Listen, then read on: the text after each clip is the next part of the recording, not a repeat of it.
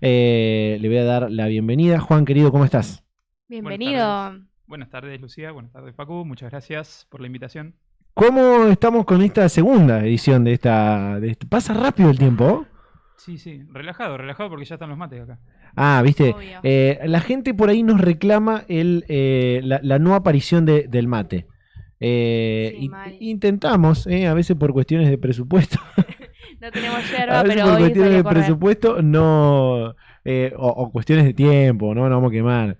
Eh, pero tratamos de que siempre esté. El mate es un amigo fundamental en estos casos.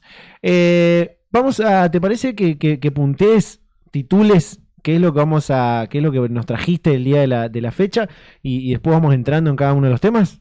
Perfecto. Como siempre, la idea es estar un poquito ahí con un pie en la actualidad, en lo que estuvo pasando en la semana. Entonces, sin dudas que no podemos dejar pasar toda la crítica que hubo sobre el CONICET, en Ujú. particular, como hacer ciencia desde el Estado. Vamos a hablarlo un poquito más en esos términos generales. Después tuvimos a nivel internacional noticias, novedades lunares, así que vamos a ver de dos misiones de Rusia y de India Ujú. que intentaron o fueron al Polo Sur, ahora vamos a ver por qué.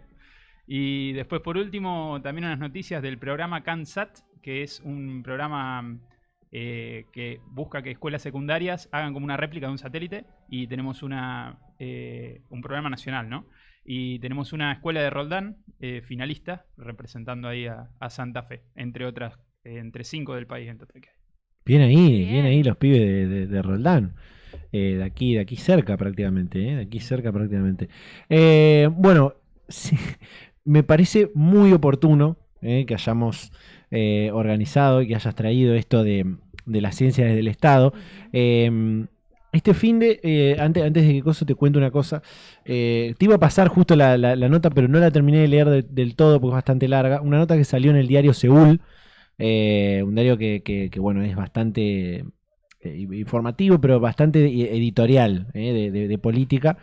Eh, y había un escritor de este diario, hizo una nota sobre la ciencia del Estado y sobre esa cuestión de esto que se propuso, ¿no? De que la ciencia pase a estar en manos de los privados. Y ahí hay una cuestión muy, muy fuerte que incluso en otras épocas de la Argentina fundacional, podríamos decir, allá por el 1800 y demás, quienes son nuestros próceres, hablaban de que la ciencia, o darle valor al desarrollo científico-tecnológico de nuestro país, iba a ser lo que iba a permitir que Argentina crezca, ¿no? Que Argentina sea un país, no te digo de primer mundo, pero más o menos ordenado, ¿no? Y es muy curioso que hoy, en una Argentina que se plantea liberal y toda la cuestión, que insisto, liberal no es por hoy, digo, liberal Sí, sí. desde que está escrita la Constitución Nacional, está esta idea de vuelta de que la ciencia pase a manos del privado. Eh, ¿Qué es lo que vos nos traes de ciencia desde el Estado? ¿Cómo es ahí? ¿Hay una comparación entre cómo sería la ciencia pública y la ciencia privada? ¿Cómo lo trajiste? Vamos a empezar ahí por eso. Es un tema súper amplio, por eso ahí como que vamos a ir punteando distintas cosas de actualidad y Bien, también del pasado para entender un poco de qué estamos hablando, porque en realidad, como bien vos decís, se está hablando de algo que va más allá de este hecho puntual en sí, sino de justamente un proyecto de país que quiere ser un país que se desarrolle, que genere cosas, o no sé, cuando están nombrando, por ejemplo, ahora ejemplos de países que dolarizaron. claro, Los otros países que dolarizaron viven del turismo y que no son Estados Unidos, ¿no? Sí. Países que renunciaron a su moneda Ujú. por el dólar. Son países que Sí. viven del turismo, que no tienen un desarrollo propio. Entonces, por eso, en principio, hay que entender que estamos partiendo desde ahí. Hacer otra cosa sería, no sé, qué clase de experimento. Y bueno, puntualmente, lo que se precipitó toda esta serie de debates es el tema de la comparación que hizo Javier Milei con la NASA. Entonces, primero quería arrancar por esa comparación porque no tiene mucho sustento desde el punto de vista de que la NASA no hace ciencia básica. La NASA es como que hace ciencia aplicada, se llama, digamos que es aplicaciones de desarrollos científicos con desarrollos de tecnologías y en particular es para un sector que es el sector aeroespacial o espacial. Entonces, ya desde el vamos está mal la comparación. Si en realidad uno tiene que comparar la cantidad de científicos que hay en Estados Unidos bancados por el Estado contra los que hay en Argentina, en Estados Unidos hay muchísimos más que en Argentina. Y el presupuesto para ciencia y para investigación en general en Estados Unidos es muchísimo mayor que el que tiene en particular toda la ciencia en Argentina. Ni siquiera hablar, o sea, si tuviéramos que ponernos a comparar mano a mano, tendríamos que comparar a la NASA con la CONAE, que la nombramos anteriormente, que es la NASA nuestra Argentina. Entonces, la CONAE tiene, la NASA dijeron tiene 17.000 aproximadamente empleados, bueno, la CONAE tiene 288. Bien. Y el presupuesto no tiene ningún tipo de comparación. Claro, sí. Entonces, bueno. Y por eso digo, está como mal desde el punto de vista de que el CONICET hace ciencia básica y por ahí la ciencia básica no se hace, no sale tanto en los medios. Justamente queremos mostrar un poquito más acá eso en esta columna. Y la NASA hace cosas que son grandiosas y fáciles de entender, como llegar a la Luna, como misiones, y además tiene un fuertísimo equipo de comunicación. Entonces, ahí a qué es lo que voy, en que Milei se remite a que le parece que hace más cosas. Entonces, claro. ¿con qué parámetros se está midiendo? Con lo que sale en los medios, con lo que conoce el común de la gente. Todo el mundo conoce a la NASA y poca gente conoce al CONICET. Es verdad, pero ¿por qué? Porque son campos totalmente distintos y porque además tienen aparatos mediáticos totalmente distintos. Entonces, arrancando por eso, me tomo un mate. Dale. Sí, obvio. Lo que quería rescatar es algo que estuvo rescatando en realidad chequeado.com, que está muy bueno en esta época de fake news y de tantos discursos que se dicen cosas al aire, para ver cuánto de verdad a veces tienen. No sé si vieron que publica como verdadero, falso, engañoso, exagerado a los discursos. No tan verdadero publica ahí. No tan verdadero, son ahí, súper interesantes. Y si uno entra a la página de chequeado.com está todo el desarrollo de por qué, todas las fuentes, está todo genial. Entonces, en particular, con esto salieron a chequear el discurso y entre todas estas cosas que estoy nombrando se hablan, pero también muestran el ranking del CIMAGO, que es un ranking que mide la eficiencia de alguna forma de las instituciones científicas, tanto privadas como del Estado, de todo el mundo. Y si filtramos, ustedes entran a esa página del CIMAGO y filtran por las instituciones que son públicas, ahí queda el CONICET en el puesto 22 y la NASA en el puesto 28. O sea que, según los parámetros con los que se mide la eficiencia acá, que se pueden buscar cuáles son en este ranking, el CONICET es mucho más eficiente. Y la verdad es que tiene muchísimo menos recursos que la NASA y logra cosas muy interesantes, pero bueno, quizás no las conocemos tanto. Ahí va, un aplauso para el CONICET.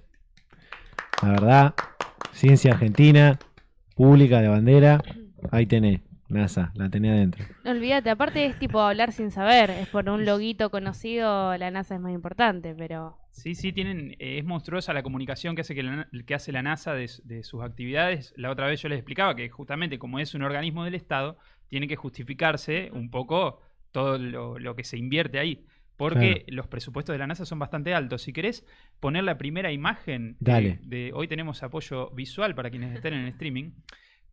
Pero vamos también a describirlas, así se hace bien radial. Pero tenemos una imagen del presupuesto de la NASA a lo largo de los años. Fíjense que hay un gráfico de barras que arranca en el 1958, cuando se crea la Agencia Espacial de Estados Unidos. Después hay un salto enorme entre los años 64 y 68, 69. A ver si descubren por qué acá... los compañeros del piso. Yo. ¿Qué pasó en yo, profe.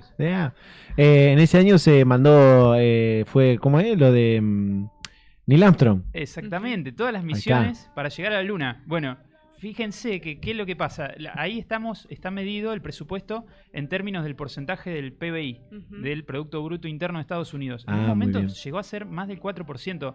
Tenía, o sea, la gente que trabajaba en la NASA tenía recursos ilimitados prácticamente. Dice, gasten todo lo que necesitan, pero tenemos que llegar a la Luna antes que la Unión Soviética. Claro. Ese era el objetivo y ese gráfico es la justificación que a mí que yo le puedo mostrar a un ¿cómo se dice? Un conspiranoico que dice que no se llegó a la Luna. Ahí está la explicación. Es ese gráfico, es la cantidad de plata que se le puso a la NASA en ese momento. Y si vos lo ves, bueno, a lo largo del tiempo ahora va bajando, ¿no?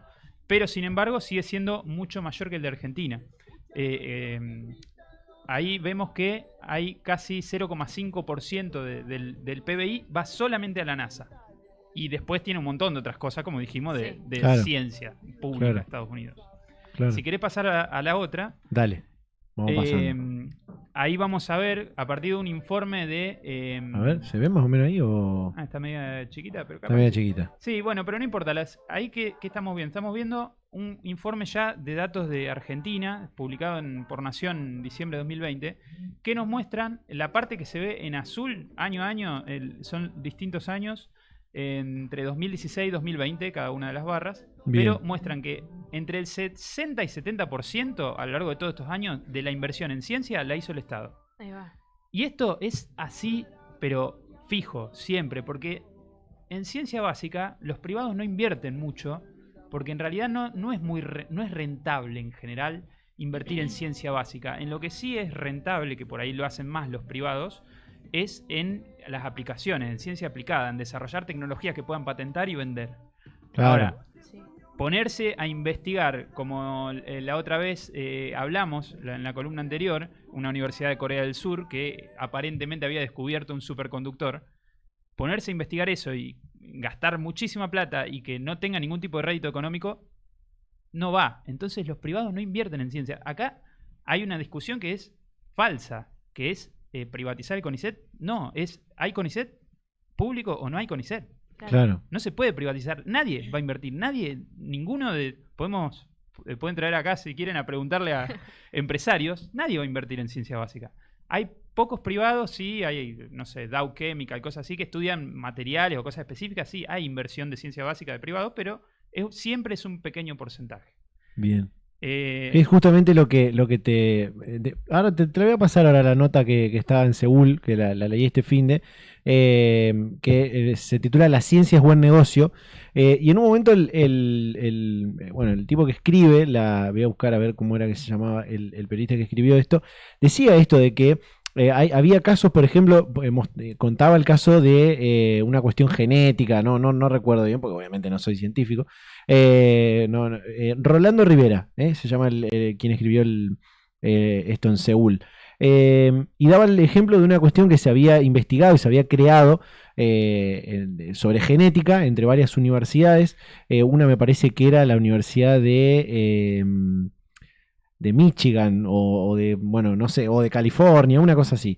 Y la otra el MIT. Entre las dos habían creado una cuestión genética que a partir de eso se podía transcribir el ADN de diferentes cosas, y a ese invento, a esa investigación, a ese desarrollo, mejor dicho, un día lo toma una empresa láctea que hacía yogures y que estaba teniendo un problema con las bacterias que estaban en ese yogur, ¿no? Porque había un virus que les entraba a las bacterias, entonces hacía que la producción sea mala. Entonces, el equipo técnico de esa empresa láctea agarró el invento ese, el desarrollo ese que hicieron estos investigadores de una universidad de Estados Unidos, y lo aplicaron a este problema que estaban teniendo. Pero no es que el privado agarró y hizo una investigación para resolver su problema de las bacterias que tiene su yogur. No, agarró algo que estaba en la ciencia de las universidades de Estados Unidos y lo trasladó a su problema, digamos. Ahí está eso que vos decís, de que el privado no va a investigar y a ponerse a resolverlo, pero va a tomar algo que ya está hecho y lo va a tratar de llevar a su problema para aumentar su producción y su facturación, ¿no? Claro, vos imagínate, no sé, toma un caso puntual. Hay mucha investigación del CONICET en los últimos años sobre encontrar como un poco de contención con el tema de las vinchucas, que en el norte son un problema, Sí. por Claro. las enfermedades que generan. Y hay mucha investigación de campo, eso, en lugares que son muy remotos y para desarrollar probablemente vacunas. Hay muchas investigaciones en paralelo en eso. De cómo funcionan las poblaciones, desarrollar insecticidas, desarrollar vacunas para el mal de Chagas, distintas cosas, que vos imaginate un privado yendo con toda esa inversión que significa ir a hacer investigación de campo a pueblitos de acá del norte, capaz en el medio de la nada, que después que ellos van a venir a comprar las Sí, vacunas. no. No, estamos hablando Claro. de o abandonarlos a lo que sea, o realmente que el Estado tome partida y acá estamos viendo, como digo, es una aplicación puntual, pero después hay cientos de aplicaciones que necesitan cuestiones locales, no sé, estudiar qué va a pasar con las costas argentinas, con los volcanes que tenemos acá, si pueden ser alguno activo o no. Pero cientos de ramas de un territorio tan extenso que si no las investiga el Estado, no las va a investigar nadie. Es así, ¿no? En manos de privado no. No marcharían. Hay un libro que se llama ¿Qué ciencia quiere el país? De Eduardo Dworkin, actual presidente de ITEC. Ahora vamos a ver qué es ITEC. Que ahí lo tenemos en la imagen. Que es muy interesante porque toma primero las bases de Jorge Sábato, que fue un argentino por ahí medio pionero en pensar esto, de decir cómo hacemos para ser un país desarrollado. Claro. Y bueno, él actualiza un poco con lo que fue pasando en todos los últimos años, en ese libro que es de 2017, si no me equivoco, y justamente busca cuáles son las distintas perspectivas de cómo encarar, y él sostiene, y con mucha justificación en ese libro, de cómo el Estado tiene que hacer esa ciencia básica. Y después sí, lo que podemos discutir es la ciencia aplicada. Y me gusta citar este libro porque es un ejemplo bien local y que es el eje de la discusión de lo que se está hablando en estos días en los medios. Después sí, agarrar y decir, bueno, con esto generamos empresas. Esas empresas que pueden tener la tecnología aplicada, ahí podemos discutir, en todo caso, cuántos son de capitales privados, cuántos son de capitales públicos. A mí me parece que está muy bueno que sean, por ejemplo, YPF, que sea de capitales públicos, que sea una empresa pública. Pero bueno, eso es algo discutible. Lo del CONICET no es algo discutible, me parece. Ya que estamos acá con esta parte, si querés poner la imagen 4, justamente muestra todas las empresas que son, o instituciones que son productoras de tecnología. O sea, tenemos al CONICET, que es desarrollo de ciencia básica. Y después tenemos empresas también del Estado o instituciones que son productoras de tecnología. Ahí está, eso es justamente del libro de ¿Qué ciencia quiere el país?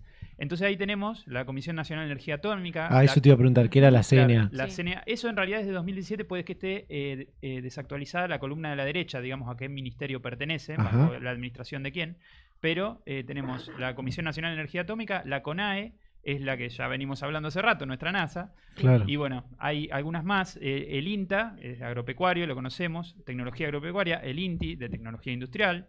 INVAP es una empresa que nombramos también, que más adelante la vamos a retomar porque es desarrollo de satélites argentinos, que es de capitales en parte de la provincia de Río Negro.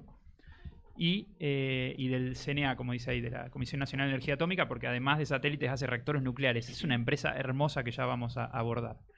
Y bueno, después hay laboratorios. Beng la nombramos hace 15 días con el desarrollo del cohete tronador. Sí. Ahí hay una pequeña fe de ratas, es una empresa pública, 100%.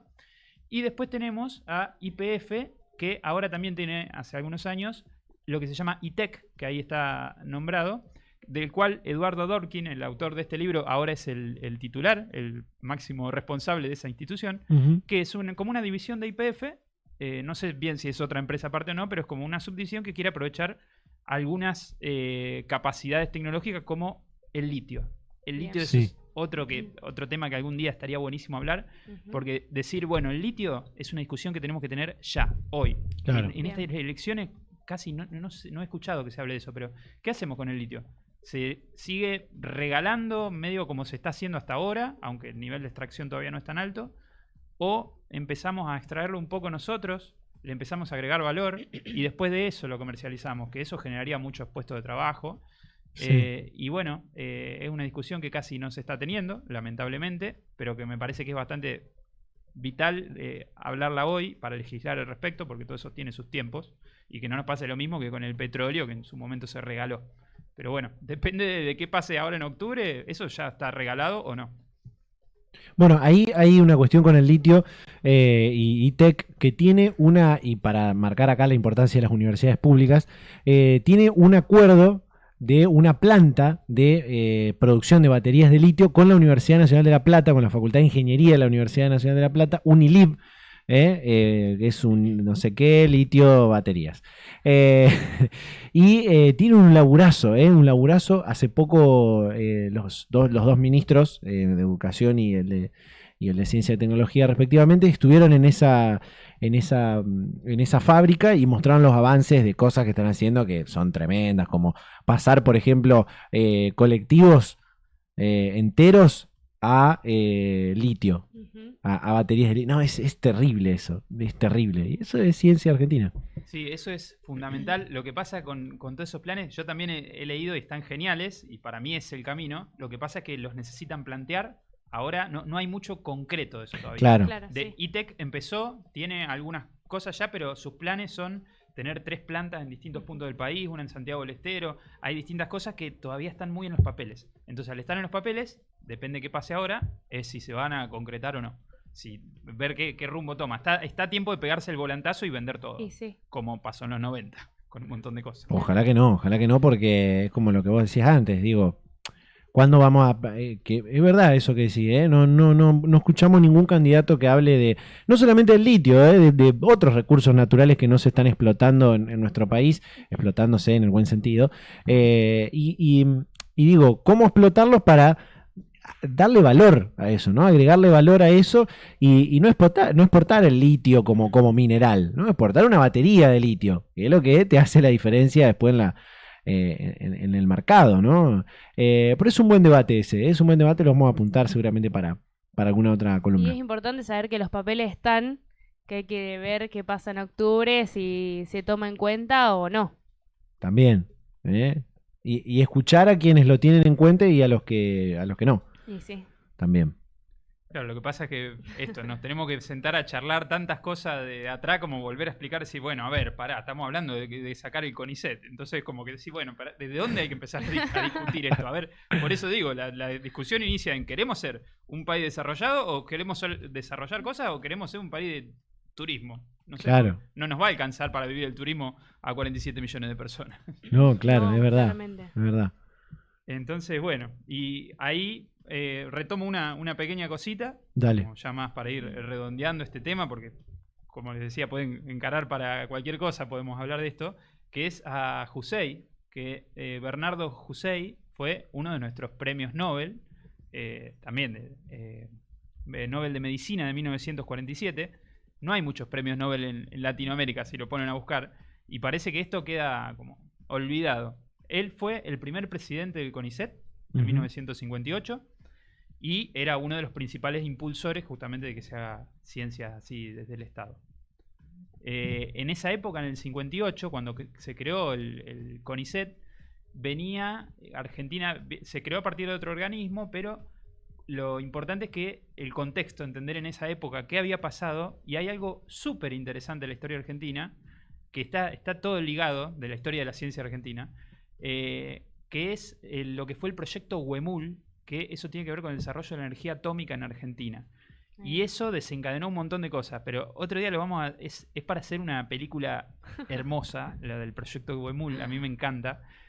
Vamos a ir buscando productores a lo largo de esta columna Obvio. para Obvio financiarla. que sí. Y porque la vamos a hacer. Seguro. Y ahí quería filmar la Bariloche aparte, Ah, uy, me encanta. a la Yo isla estoy. Huemul, Yo estoy para ir a la isla de Huemul. en el lago Nahuel Huapi queda. Bueno, ¿qué pasa?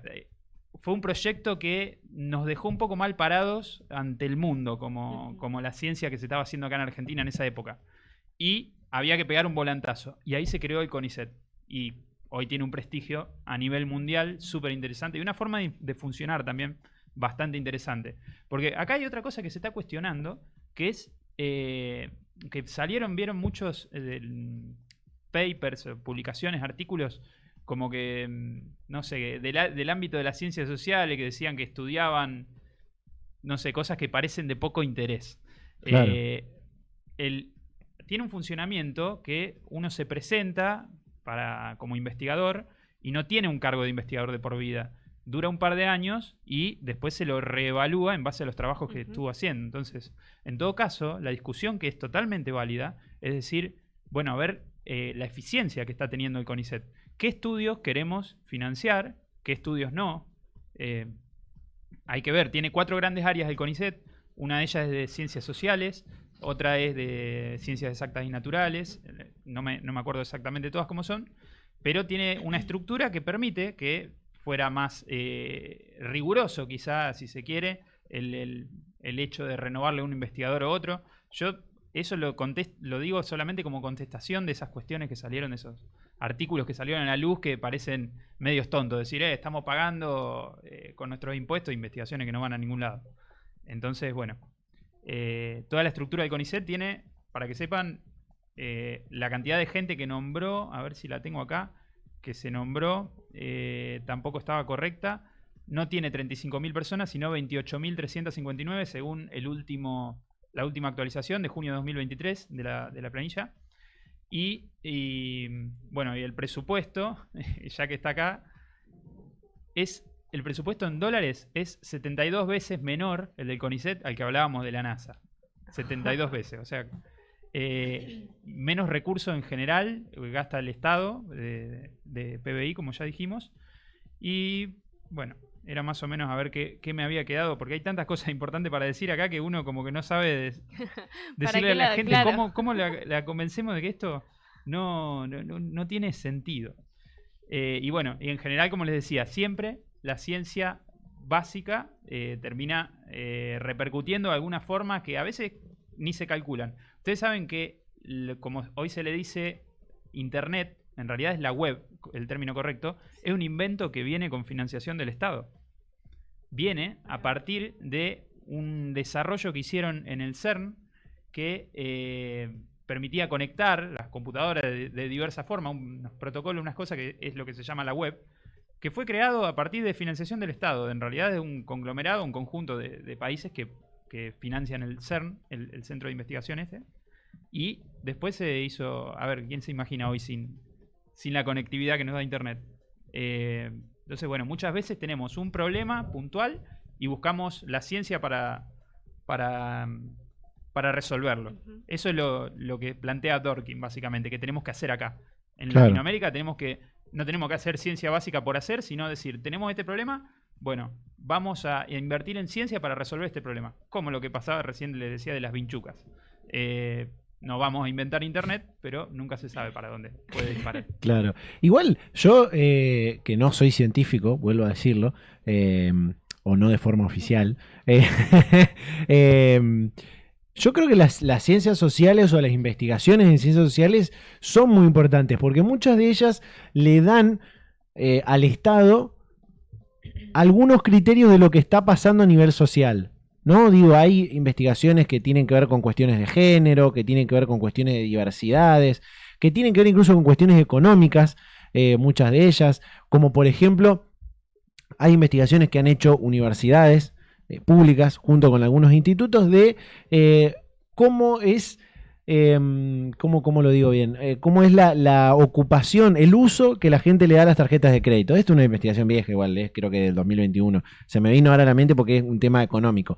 Pero digo, hay investigaciones, como vos lo que decías antes, por ahí las ciencias básicas o el desarrollo, como los kits de detección rápida de COVID-19 que se hicieron en el 2020, es como que algo que surge y que la gente dice, oh, mirá lo que estamos haciendo. Y en realidad las ciencias sociales también tienen su lado bueno, ¿no? Lo que se investiga en, como digo, materia económica, materia de género, de diversidades, incluso de cuestiones legales, de la justicia, del derecho.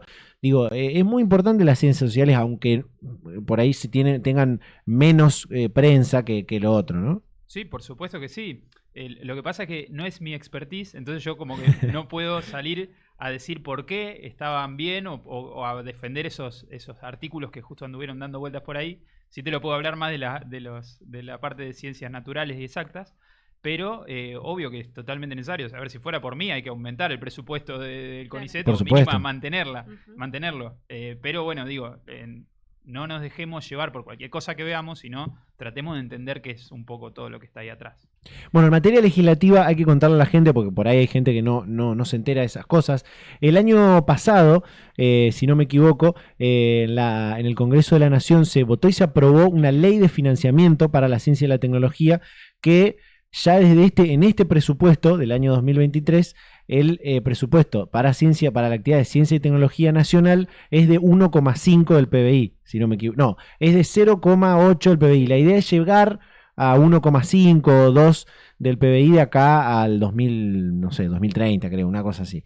La verdad que fue una ley muy importante, la ley de financiamiento a la ciencia y la tecnología, porque permitió que hoy se hagan un montón de programas que tiene el gobierno, el Equipar Ciencia, el Ciencia Federal, digo, la Agencia Nacional de Promoción de la Investigación, el Desarrollo y no sé cuánto, la agencia IDI, para los que la quieren buscar en las redes. Parte de ese financiamiento que tiene esa ley se la lleva a esta agencia para hacer un montón de otros proyectos. Digo, hace poco, la semana pasada, si no me equivoco fue el jueves o el viernes, en Santa Fe, en la provincia de Santa Fe, se lanzaron 5 nuevas empresas de base tecnológica. Pueden encontrar esa noticia en agofate.com, por ejemplo, si la quieren leer. El tipo de tirar al chivo. Que son 5 empresas de base tecnológica que están, primero, en parte financiadas por el Estado, nacional y provincial, y la otra teniendo descubrimientos y desarrollos tremendos en materia de biotecnología. Entonces, digo, ya como que para el que no se deja llevar por esta espejitos de colores por ahí que algunos traen, sabemos que la ciencia es importante, la ciencia pública sobre todo, ¿no? Es importante. Que el Estado esté ahí donde tiene que estar, ¿no? Como decimos siempre, poner al Estado donde tiene que estar. Así que bueno, muy, muy importante. Y el sí, CONICET, te quería agregar acá un dato que vi, tiene 985 patentes y hay 55 empresas de base tecnológica que fundaron investigadores del CONICET justamente a partir de esos desarrollos propios. claro. O sea que directamente está ligado ahí totalmente, pero es como todo un sistema que se inicia, ¿no? Bueno, hace poco, hace una semana atrás, la semana pasada, no la anterior, se inauguró, se lanzó una empresa de base tecnológica de un investigador que está investigando, valga la redundancia, tratamientos contra el cáncer. En cáncer, enfermedades inflamatorias y otro tipo de cosas. Se llama Galtec, búsquenla porque hay varios videos y varias notas que hicieron los medios nacionales. La verdad que es terrible que se esté investigando sobre tratamientos para el cáncer en Argentina. Cuando uno ve que eso pasa por ahí en otros países. Bueno, acá también, Rey, acá también. Acá también se trabaja. Acá también se labura, loco, acá también. ¿Te queda algo de este tema o cree que pasemos a otro? Un pequeño cierre Dale. que tiene que ver con esto de entender que lo que dijimos, está la ciencia básica y la ciencia aplicada. La ciencia básica es indiscutible, pero la ciencia aplicada, todas estas empresas que vimos, como IPF y TEC, lo ideal es que sean del Estado, me parece, en un país como Argentina.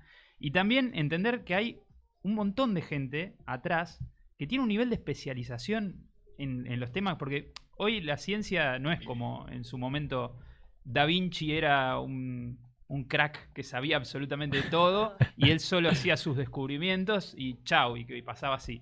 Claro. Hoy la ciencia se hace, tiene tal el nivel de especialización de las cosas que los investigadores investigan cosas re puntuales. Entonces, vos imaginate el papel de un investigador que bancó el quedarse en Argentina con todos los últimos cimbronazos de todos los Claro. últimos años y que le digan, bueno, ya está, no, esto no va más, o que cada 4 años le cambien la bocha.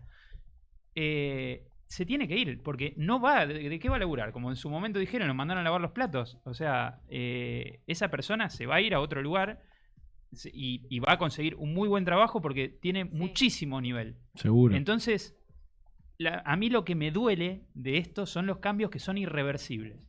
En su momento hubo sistemas para repatriar a la gente que fuga de cerebro de los 90, donde ya pasó esto. Sí, el programa Raíces. Claro. Y bueno, son cambios que son irreversibles prácticamente, porque no puedes andar jugando con las familias, con las vidas de las personas, que como digo, no es que tiene un kiosquito y bueno, al cerrar el kiosquito hace otra cosa, Claro. maneja un remis. Sí. No, son gente que dedicó la mayor parte de su vida quizá a estudiar solamente para poder tener un trabajo súper especializado y que echarlos es echarlos quizá para siempre. Entonces, bueno, entender eso, tanto para la ciencia básica como para las empresas de tecnología aplicada que vimos, que, bueno, para mí la respuesta tiene que estar siempre en que sean del Estado. Seguro. seguro. Ya no vamos a hacer más comentarios porque si no eso se va a reestirar. Tengo algunas cosas para comentar, pero me las guardo, las acabo para otro día. ¿Querés que pasemos al otro tema? Damos por cerrado esto de ciencia del Estado, ya quedó más que claro qué es lo que tiene que pasar y bueno, la gente después sabrá qué es lo que elige, ¿no? ¿Con qué pasamos? ¿Con qué seguimos? Novedades lunares. Vamos a hablar de algo Uy, más novedades Ahí lunares. va. Para los lunáticos. Bueno, esta semana hubo, entre estas semanas, hubo dos novedades grandes, que es que Rusia intentó ir a la Luna, porque lamentablemente falló, y Ahí va. intentó volver a la Luna. No sé si está, cómo conjugarlo, porque en realidad la que llegó a la Luna fue la Unión Soviética. Y ahora Bien. la Rusia actual no había llegado a la Luna a descender. En su momento la Unión Soviética sí fueron pioneros, fue increíble las cosas que hicieron. Y ahora trataron de retomar un poco, ya hace algunos años están tratando de retomar ese brazo de exploración espacial fuerte que tenía la Unión Soviética desde la Rusia actual. Y bueno, en 2011 tuvieron un intento fallido ya con otra misión a otro lugar y ahora tenían el Luna 25. ¿Por qué 25? Porque ellos continuaron la seguidilla de los Luna, que eran las sondas que envió la Unión Soviética. Y el Luna 25 lo que pretendía era llegar a la Luna con un aterrizador, o sea, descender en la Luna y estar un año funcionando aproximadamente.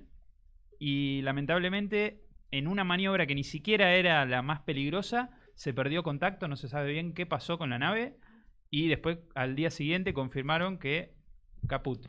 Se había hecho pelota. Esa era la nave, estaba hermosa cuando salió de acá. Ahora no creo que queden pedazos muy grandes. Se estrelló No. contra la Luna directamente a mucha velocidad. Mirá. Qué loco. Ese aparatito pesa 1750 kilos. Pesaba. Y la idea era aterrizar. Ahora no pesa Claro. nada. La idea era aterrizar. Aterrizar en realidad es un término que se aplicaría para la Tierra, porque está relacionado con tierra. El término correcto sería lunizar, pero Ahí va. aterrizar se usa para todo. En realidad yo los uso indistintamente. O descender, sino más genérico. La idea era descender en el polo sur de la Luna. ¿Por qué en el polo sur? Porque hay mucho hielo. Fíjate que hay una imagen que nos muestra que hay acumulaciones de hielo de agua mezclado con el regolito lunar. El regolito es como toda la tierra que tiene arriba suelta la Luna, que en realidad es un polvillo muy fino y duro. Y en él hay mezclado hielos de agua. Y es muy interesante el hielo de agua. Vos decime si está la foto. Sí, es esa, exactamente. Esa, ahí va. Ahí, en esas letras en ruso, que no sé qué dicen, eran los posibles lugares de aterrizaje. Acá hay hielo, Pero, dice. claro, fíjense que todos Acá no, rey, acá no se aterriza. todo lo celeste serían los lugares donde se calcula que hay un poco más de hielo, pero la idea era ir a verlo calculado con satélites, con instrumento de medición. La Claro. idea era ir con un aparatito que pudiera buscar un poquito en el regolito lunar y Claro. analizar realmente esas proporciones. Ahí va. Entonces, bueno, la idea era aterrizar en algunos de esos, ¿no? El plan de Rusia era muy a la época de la Unión Soviética, que la sonda como que venía con bastante velocidad y caía más o menos en una zona que era bastante grande. Entonces se aseguraban que fuera un lugar bastante plano, que no se fuera a encontrar con nada. Y bueno, cuando estaba entrando recién en un segundo tipo de órbita alrededor de la Luna, se perdió contacto y no sabemos qué pasó exactamente. Aparentemente hubo un motor que tenía que frenarse, que generaba, digamos, un frenado, que tenía que prenderse durante 83 segundos. Porque ustedes imagínense que esto viene rápido Sí. para llegar desde la Tierra a la Luna, porque llegó en 5 días, súper rápido. Se puede ir más rápido o más lento, pero después hay que frenar Claro. si vas rápido. Claro. Entonces, en uno de estos momentos de frenado, en realidad ya había enganchado una órbita, pero en un segundo frenado que tenía que hacer, se tenía que prender un motor por 83 segundos y se prendió por 120 y pico de segundos aparentemente, entonces frenó más de lo que tenía que frenar y cayó directo a la Luna. Ah, sí, Claro, Sopanch. se hizo. Quedó ahí, se estrelló de una. Ahí estamos viendo el cohete que en Rusia lo sacan así de manera horizontal y después los paran antes de lanzarlos. Y ahora vamos a ver que India fue un caso distinto. Bien. ¿Estamos seguros de que fue esa por lo que se chocó? No podemos pensar de que Los ovnis trabajaron ahí, Lo derribaron ellos. ¿no? Los selenitas lo derribaron. Los habitantes de la luna. Puede ser.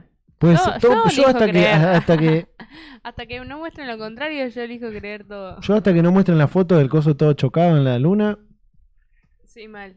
Es verdad. Llegó a mandar una fotito que está por ahí de Ah, la es la muca. superficie, pero bueno, es una foto aburrida porque no se ve, a la gente le gusta ver cosas así Y cosas todo hecho rotas, pelota. ¿viste? Y esta es la foto que sacó antes de romperse, digamos, que estaba bastante cerca ya, pero bueno, no se pudo descender con suavidad. Fue un descenso no programado y un desarmado rápido, le Claro. podemos llamar también. Claro. Y bueno, y lo interesante es que, medio por casualidad, India, un país bastante emergente en cuestiones de esto, de lo espacial, a la vez envió una misión que la había mandado antes, o sea, despegó de la Tierra antes, pero se tomaron otro tipo de órbita muy distinta, que hay una imagen por ahí con un montón de círculos de colores. Quiero mostrar esa primero. Ah, esta El tipo hacía lo que quería. está bien, esta es la de Rusia, porque nos quedó ahí, sí, esto es lo más Ah, lindo. ahí va. Ah, no, el de India. Es el perdón. de India, Este es el de India. India, ¿ves? Porque lo están sacando vertical al cohete por el hangar. Cuando ya está construido, el otro lo llevaban horizontal. ¿Cuánto mide un coso como este? Estaba por preguntar lo mismo. Vos sabés que no sé estos cuántos, pero... Porque digo, el edificio tiene que ser muy, muy, muy grande, ¿no? es que muy por alto. eso lo sacan horizontal, porque hay un problema en la puerta. Claro, no hay puertas, sino es medio difícil. Sí, la verdad que no sé cuánto, pero debe tener capaz como 80 metros de altura. Sí, entre 80 y 100 metros, calculo. A ver, hay que chequear. Más o menos un edificio de Puerto Norte, una cosa así. No sé cuánto miden. El monumento mide 70 metros. Ah, si no me bueno, equivoco. ahí está. Pongámosle como el monumento. Como el monumento. Un poquito más alto. Un poquito más alto que el monumento. Ahí está. O por Bien ahí. El monumento tiene forma de cohete. Por eso. Le faltan los cositos a los costados y va. Claro. En una función del planetario, que justamente hablamos del Saturno 5, Andrea, mi compañera que capaz está escuchando, le mandamos un saludo, compañera del planetario, lo puso en el guión como comparación justamente porque es una referencia súper clara. Cuánto mide un cohete, que bueno, depende de qué cohete es más alto o parecido al monumento. Este debe ser más parecido. Pero bueno, cuestión que... Lo de la órbita estabas diciendo. Volvemos a la órbita, ya saliendo de la Tierra. Ahí tenemos a las órbitas, la Tierra, vemos a la izquierda de la imagen, que tiene varios círculos rojos que se van haciendo cada vez más, elipses son en realidad, que se van haciendo cada vez más excéntricas, sería más alargadas. Claro. Entonces, ¿qué hacía la sonda esta que envió India? Fue hacer como un encendido, daba un par de vueltas a la Tierra, otro encendido, entonces cada vez las órbitas eran más lejanas, más lejanas, hasta que por ahí enganchó con un encendido un poco más largo del motor, hasta llegar a la Luna. Y en la Luna hizo lo mismo, pero de manera inversa. Fue haciendo órbitas que eran cada vez más circulares. Primero eran muy así alargadas, después cada vez más circulares, con pequeños frenados. Y la India tenía la particularidad de que el descenso era muy distinto. Tenía que ser mucho más preciso. No era así a la que te criaste como la Unión Soviética, que mandar más o menos por ahí. Sino que la idea era un descenso mucho más calculado. Claro. La sonda se posó durante unos varios segundos y miró con unas cámaras si el terreno era seguro y automáticamente calculó que era seguro, entonces terminó de hacer el descenso. Pero estuvo como 20 segundos suspendida a unos cuantos metros de altura para determinar si estaba bien ahí o si se movía, si se desplazaba un poquito. Es una tecnología mucho más moderna, si se quiere, que es más parecido a cómo hizo China para alunizar en esta década. No son muchos los países que alunizaron. Tenemos a la Unión Soviética, Estados Unidos, China en esta parte y ahora sumamos a la India. Lo intentó Japón, lo intentó Israel y no pudieron. No les salió. No es muy sencillo porque la Luna no tiene atmósfera, entonces no tiene contra qué frenarse. Todo el frenado viene de parte de los motores que lleva la nave. Claro. Entonces es bastante difícil. En realidad en cualquier lado es difícil, pero por distintas cosas es difícil aterrizar en los distintos planetas. Así que bueno, no dije el nombre de esta misión, se llama Chandrayaan 3, la Chandrayaan 2. La habían intentado alunizar en 2019. Y no pudieron. Y también falló. Pero bueno, ahora pudieron. Algo interesante. Ahí va. Ese es un momento audiovisual hermoso, como dicen en el grupo. Tenemos un grupo de aficionados a la astronomía que se llama Astrómonos. Astrónomos. Al Me revés, encanta. Astrómonos. Astromonos, Que claro. uno de los compañeros pasó eso porque es el primer ministro de India festejando, que es épico esta imagen. Uy, mirá lo que es el primer ministro de India. Es el que después estuvo con la firma de los BRICS y eso la semana pasada. Ah, Lo vi mirá. 2 veces por Claro. distintas noticias, lo vi. Pero ahí están todos festejando. Esto es... todo el programa de la India, la verdad que es hermoso en materia espacial, porque no solo por esta imagen que nos regala y nos deja para la historia, sino porque es súper económico. Hacen con un presupuesto muy chico, hacen cosas grandiosas, tienen sus propios cohetes. Es el cuarto país en descender un artefacto en la Luna y tenemos un rover ahora que está caminando ahí, que es de la India. En estos momentos está cumpliendo su misión y es algo súper difícil en realidad. Así que la verdad que un aplauso también para los indios. Bien ahí, los bien ahí. hindúes. Bien ahí, India. Tenemos el otro video. A ver. Tenemos cómo baja el rover. A ver. El rover este tiene una diferencia. Rover le decimos a los autitos que andan autónomos ahí en la luna. Ahí bajó la rampa. Y una vez que está la rampa tocando el suelo, bajó el rovercito, el aparatito, que como ven tiene la sombra súper estirada ya. Y esto es por un motivo que es crucial. ¿Cuándo tenemos las sombras estiradas acá en la Tierra? Cuando estamos en el amanecer o en el atardecer. Ajá, sí. Ahí el robotito este llegó, toda la sonda llegó en el amanecer lunar. ¿Por qué? Ah, mira. Porque cuando lo agarre la noche, este rover lamentablemente se muere. Probablemente, Ay, muy qué probablemente. tristeza. Sí, lo dije así porque duele. Pero en la Luna, como no tiene atmósfera, cuando le pega el sol, tenés casi 200 grados Celsius. Y cuando se hace de noche, en pocos minutos baja a 100 grados bajo cero. Claro. Entonces no se puede mantener la temperatura. Y por más que el robotito tenga parte... no es un humano, no es un animal, tiene cosas electrónicas que se rompen cuando Sí, pasa sí. eso. Ujú. Entonces, si nosotros queremos que un rover sobreviva, como iba a ser el de Rusia, necesitamos ponerle un calefactor. Un calefactor, Claro. No. no una estufita de cuarzo, Ah, nada de eso, ah, no ah. una bolsa de agua caliente. Claro. No, ya se imaginaban Yo eso. digo, ¿qué onda? Un El caloventor. robot Y con yo, la ¿cómo le bolsa voy de a agua poner un caliente calefactor? acá arriba. No, lo que se le pone para que sobrevivan a las noches de otros planetas, porque en Marte también pasa, son como unos pequeños reactores nucleares. Ahí Que va. en este caso, el de Rusia era de plutonio 238, que es un material súper difícil de conseguir, que justo Rusia lo tiene y que lo hizo pelota contra la Luna.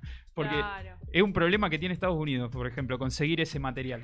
Entonces, bueno, la India no le pusieron no compraron un Calefactor. Liliana, nada, no compraron, entonces RIP.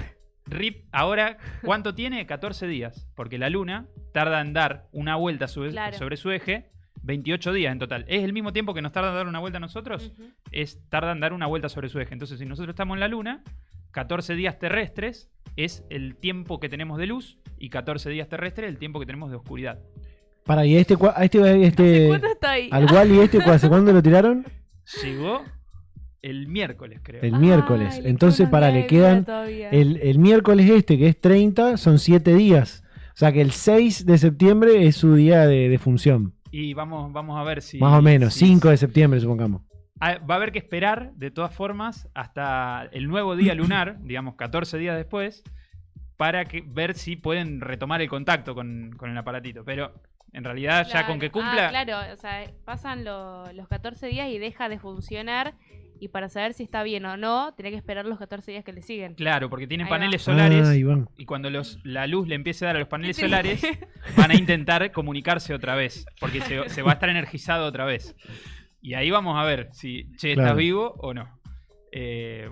Pero ya de por sí es un éxito. Y en estos momentos, como son los 14 días que tienen... Hábiles de vida. Claro, ahí están funcionando a full porque la idea de ellos también es buscar un poco... También están en una misión que no solamente coincidió en el tiempo, sino en el lugar, sino también fueron al polo sur de la Luna, cerca del polo sur. En realidad es como si alunizaran por la Antártida, por la base Marambio, por esa zona, De una. Claro.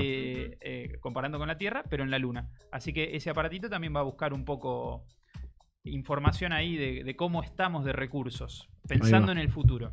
En el futuro, tener agua, tener una estación de servicio en la Luna, de que tengamos agua y la podamos separar en hidrógeno y en oxígeno, nos va a servir para misiones. Acá tengo el combustible del futuro.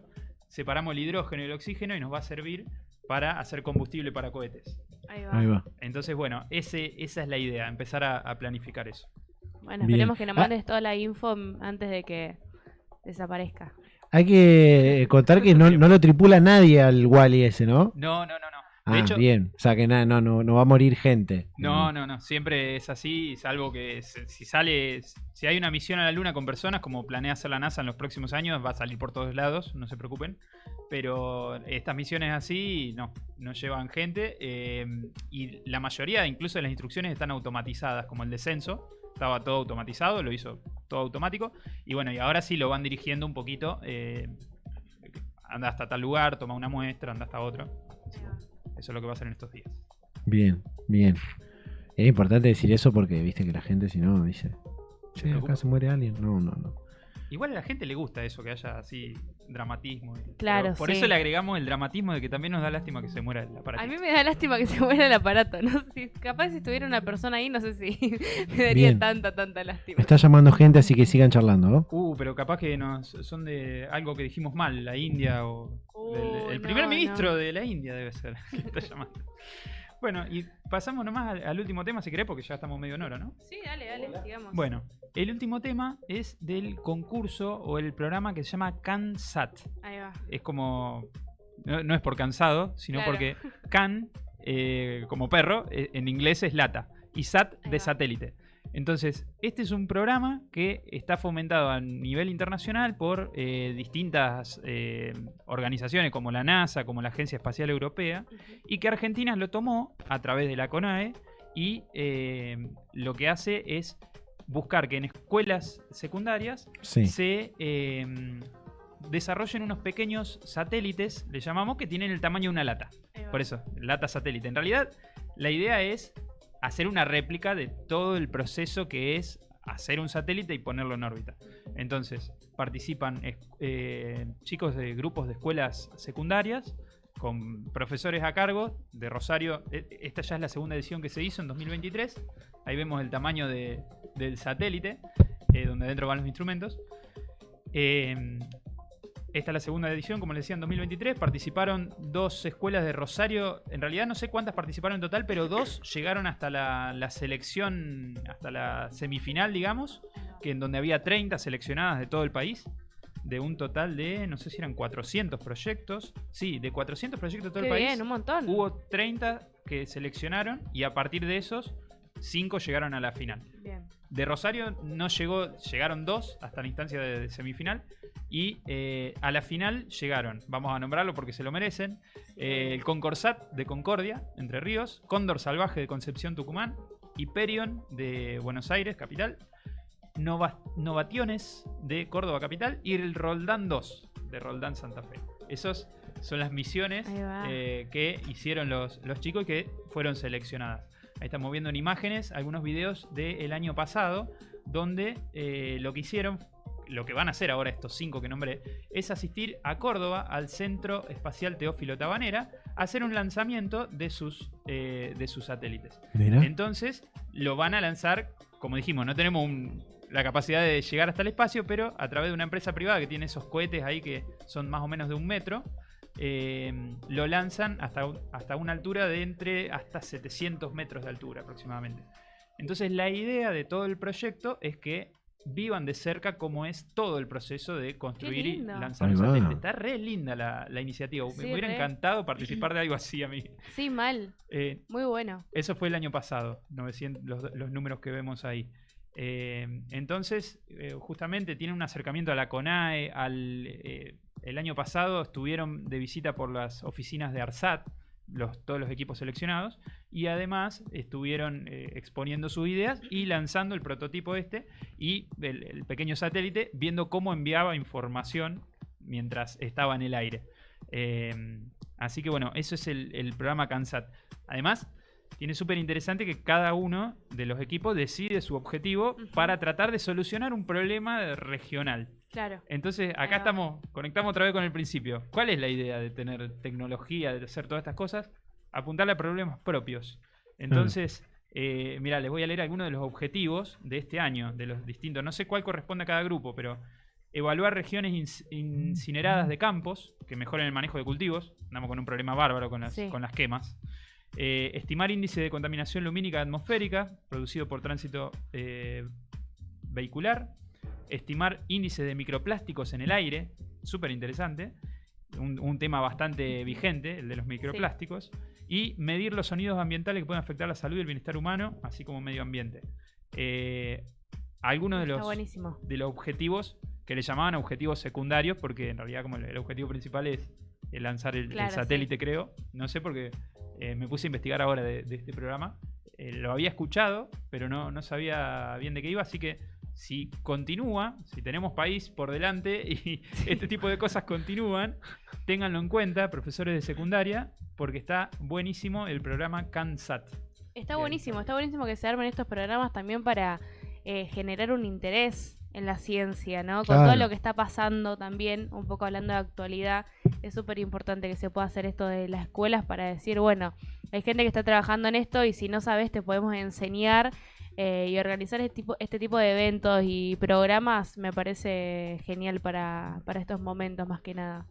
Sí, porque incluso, o sea, no sé si van a hacer una grandísima contribución al conocimiento científico. Acá tenemos uno de los proyectos de Rosario. Tenía como objetivo analizar la calidad del aire de la quema de pastizales del delta del río Paraná. ¿Qué pasa? En Rosario empezamos a medir la calidad del aire cuando nos empezó a preocupar que había tanto humo. Claro, sí. Entonces ahí estamos diciendo, no estamos midiendo la calidad del aire. Fue un problema que creo que, no sé si no lo tomó el Observatorio Ambiental de la UNR o algo, pero recién ahora dijimos, y fíjate cómo ya se traslada a las escuelas y va directamente a un proyecto que hace, además de lo que dijiste, hace que la ciencia sea como algo más cercano. Sí, totalmente. Porque uno como que se imagina a veces cosas como que son muy lejanas y en realidad le estás acercando al piba de la secundaria a cómo se hacen las cosas en estos campos. Sí, que aparte esto de que yo mencionaba el interés de ponerle, yo cuando iba a la secundaria, a mí no me tocó esto de cerca, ¿no? Entonces como que no sabía si mi interés en el momento estaba o no. Entonces como traerlo esto a los chicos de secundaria en las escuelas abre un poco la expectativa de cosas que tenemos en el país que por ahí no conocemos y queremos interesarnos para ahora hacer este tipo de evento y tal vez el día de mañana y en el futuro dar más importancia y decir, bueno, tengo ganas de buscar más información, dedicarme a esto, a ver qué onda, estudiar tal cosa. Y bueno, le da oportunidad a los jóvenes que se puedan meter en esa instancia de conocer y en experimentar como todo lo que nosotros vemos en estas columnas. Totalmente, imagínate, te rompe la cabeza si te mandan, hiciste un satélite y te olvídate. pagan un viaje a Córdoba para ir a lanzarlo y después encima conocés cómo funciona ARSAT, no sé, las oficinas, todo, y que hay todo un plan espacial nacional atrás en donde vos podrías tener una salida laboral y ya conocés el paño. Sí, total. Digamos, entonces esa es la forma, me parece, y bueno, mientras más grande sea, más gira la rueda y se generan empresas privadas, se generan puestos de trabajo y todo a partir de esta apuesta en educación, no solamente en desarrollo. Seguro, es lo que voy a sumarme a lo que decían antes, es estimular una vocación científica. Y también, a ver, hay muchos pibes que por ahí no saben que en Argentina se puede estudiar ingeniería aeroespacial o ingeniería, no sé, aeronáutica o algunas otras que tienen las mismas características, se llaman de diferente manera. Bajé la escalera, estoy como matado. Pero digo, son importantes todos estos programas que existen, porque de esa forma, a ver, tenemos que también, Argentina tiene que también promocionar otro tipo de carreras, ¿no? Porque si no, después terminás estudiando abogacía, administración, comunicación social. Digo, cuando por ahí tu vocación está en otro lado, está en otro lado, no está en lo tradicional, ¿no? En lo que es más fácil y ya lo conocemos y está ahí, ¿no? Si pasa un montón, por ejemplo, que matemática, todos dicen, ¡ah, matemática no! Y pará, es una forma que nos fue enseñando el sistema, que una cuestión casi cultural. Y por eso ya desde ahí empezás a ver las cosas como más alejadas. Sí, pará. Y esto es una manera de aplicarlo. Y capaz que sí, vas a tener que usar algún cálculo o algo, pero lo vas a ver súper aplicado porque vas a estar calculando a cuánto va a llegar el cohete y si va a enviar la información o no, y después lo pones a prueba y es súper divertido en realidad. Claro, es una matemática más divertida. Entonces, por eso, también es súper interdisciplinario, hay un montón de cosas súper provechosas de programas como estos. Y que, insisto, lo fomenta la NASA y la Agencia Espacial Europea.